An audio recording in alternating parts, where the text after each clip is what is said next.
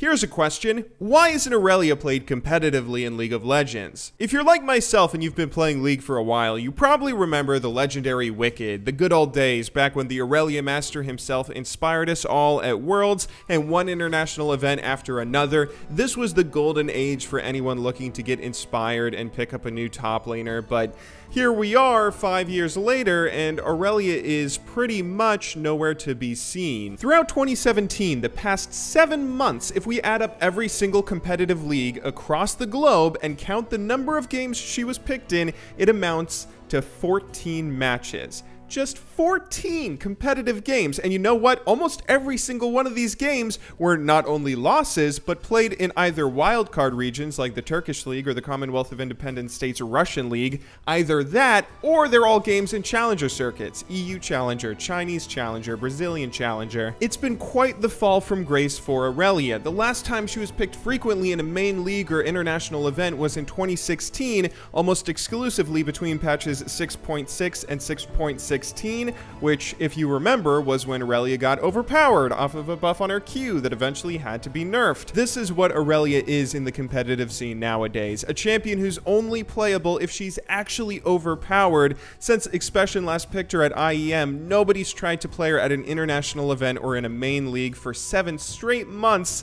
That is, until last week. Over the course of a little over 7 days now, we've seen Irelia picked twice in competitive play, a pretty exciting feat, and one we're going to talk about, maybe getting to the bottom of why she isn't in the competitive scene. So the 2 games she was picked were firstly in NALCS by Lurlo in a Team Liquid versus CLG game, who decided to use the GB99 strategy of using Irelia as a last pick counter pick, as well as the GB99 strategy of feeding and going 0-6-0. This was a game where things were pretty cut and dry. Irelia got picked, Irelia got camped, and it was Team Liquid who picked Irelia in the first place, so this match just ended up being a stop. There isn't much to talk about here. Instead, we're going to talk about the other game where Irelia was played, which happened just this past week during Rift Rivals. Like the Team Liquid game, Vizisachi of Unicorns of Love used Irelia as a last pick counter pick to Hauntzer's Gnar of TSM, where things did go a lot better. It isn't chance that both of these players broke the no Irelia competitive dry streak by picking her against Gnar. Irelia actually works really well in a counter matchup against him, since the 1v1 potential she has, particularly against his mini Gnar, is actually kind of insane. You see, when you pit these 2 champions against each other in the late game, especially at the competitive level, Irelia gets outclassed incredibly hard in almost every single way.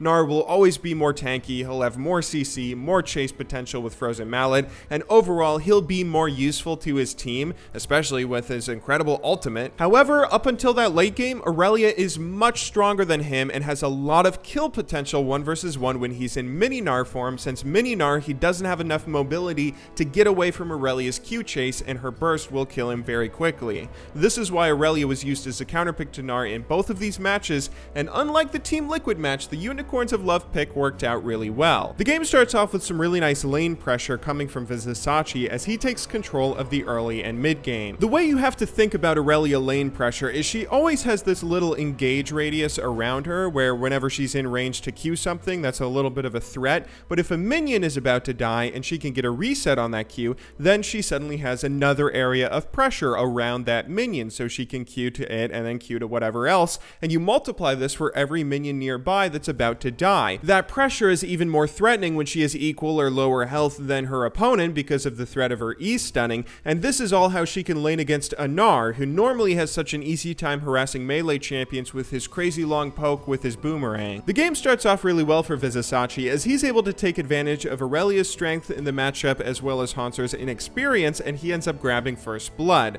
Doing what we were just talking about, he Qs forward to land a stun, and with Hauntzer nowhere near Mega Gnar, he's as good as dead. This is also coming off of a pretty big power spike as he just purchased Triforce. All of this pretty standard Irelia stuff, and he gets first blood. Most of the game from here on out is going to consist of Vizisachi splitting with Gnar while they both have their teleport up and keep an eye on teammates. The things that Irelia is particularly good at are 1v1s and laning, so she's going to want to drag out that part of the game as long as possible. She doesn't really have a great late game, particularly in this matchup, so she wants to extend the lead as much as possible early on with non-stop splitting and looking for more 1 versus 1s. Sachi does group with his team for a team fight a little later on, where he dives in for a kill on Bjergsen but ends up dying. Now, I know Vizisachi does love Irelia and he plays her quite a bit, but I'm not too sure how much practice he had with her recently going into this tournament. This might be his first time picking her competitively in quite a while, so just a disclaimer here, this might not be entirely the champion's fault. But here we can already see that Irelia is not able to do too much in this fight. She has to burn flash to get the kill, and for the rest of the fight, it just mostly consists of her trying to deal a little bit of damage here or there,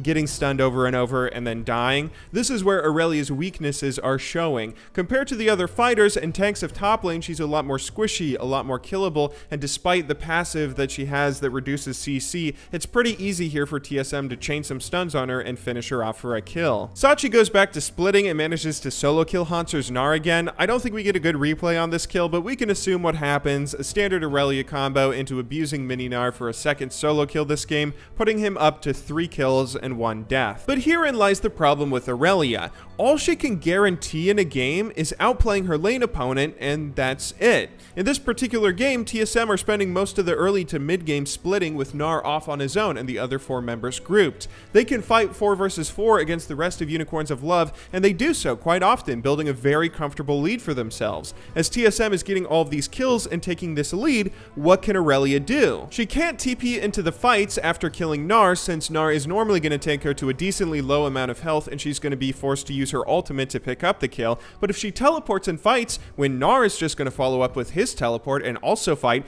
then Gnar is going to be much more useful with his superior tankiness and better ultimate. Irelia is really good at this solo split push and solo kill the enemy part of the game, but this isn't really conducive to how pro play works. Vizisachi here is getting caught in this catch-22 where he could TP into the fight and then he loses a 5v5, or he could not TP and solo kill his lane opponent, but his team still loses a 4v4 where he's not using his advantage or his kills to try and stop them from dying. Later on in the game, Irelia does eventually TP and go for what ends up being a 1-for-1 trade. She gets a kill, but again, you can see she's not doing much other than picking up these kills, and she's not all that useful in the 5 versus 5 compared to Gnar, and Vizisachi ends the game just by dying a couple more times as Unicorns of Love eventually lose. The first time happens after getting zoned out by Gnar's superior late game, and along with the support of his team, they're able to kill him pretty quickly. This was after Unicorns of Love just got caught out and TSM were taking a free Baron, so it's not all Irelia's fault. This last fight, you can see she's trying to engage and pick up a kill, but can't finish off a target this late in the game. Her damage is falling off, and she gets turned on and killed herself.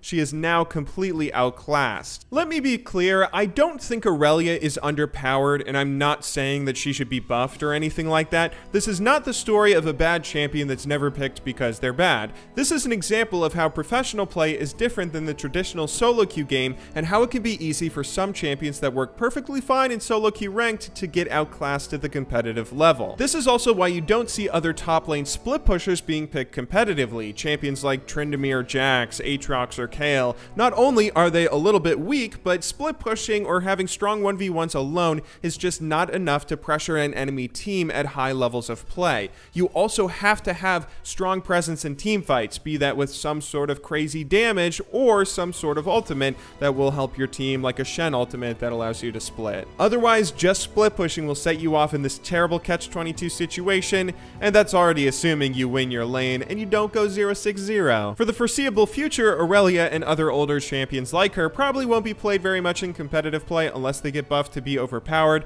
but hey, at least that means that they'll never be banned in solo queue. Thank you very much for watching, good luck in solo queue, and have a wonderful day.